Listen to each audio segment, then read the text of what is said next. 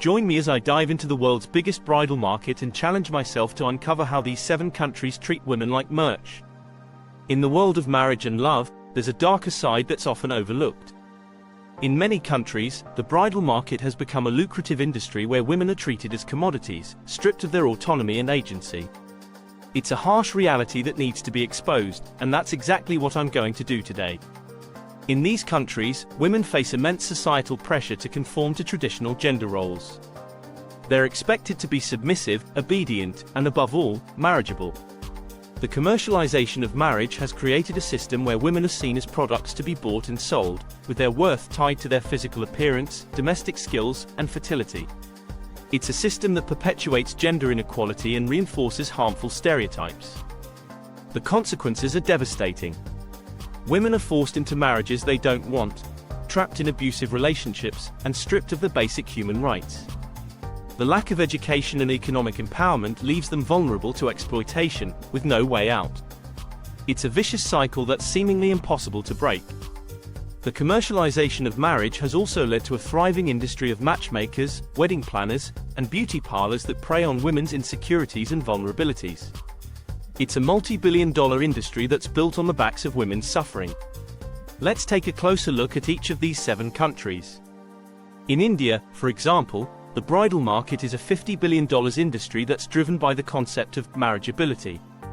Women are judged on their fair skin, slim figures, and domestic skills, with prospective grooms and their families often negotiating prices for the perfect bride. In China, the concept of bride prices is common, where men pay a hefty sum to the bride's family as a symbol of appreciation for the daughter.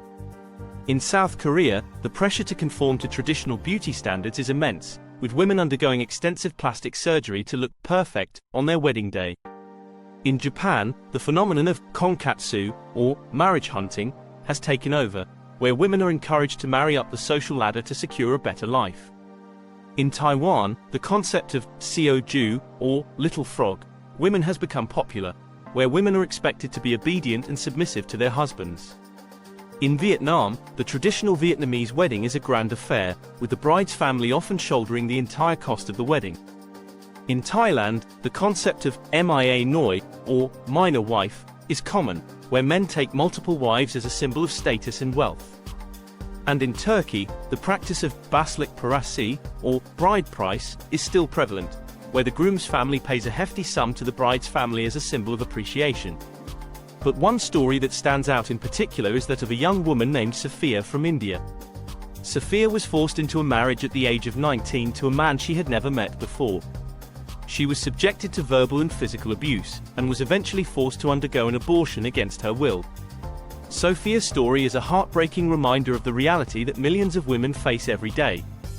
But Sophia's story also gives us hope. She eventually escaped her abusive marriage and is now fighting for women's rights in her community. Her bravery is an inspiration to us all, and a reminder that change is possible. In conclusion, the world's biggest bridal market is a complex and multifaceted issue that requires our attention and action. We need to recognize the inherent value and dignity of women, and work towards creating a world where they're treated as equals, not commodities. Thanks for watching, and if you have a personal story or opinion on this topic, please share it in the comments section below. And if you want to continue the conversation, be sure to check out our next video on related topics.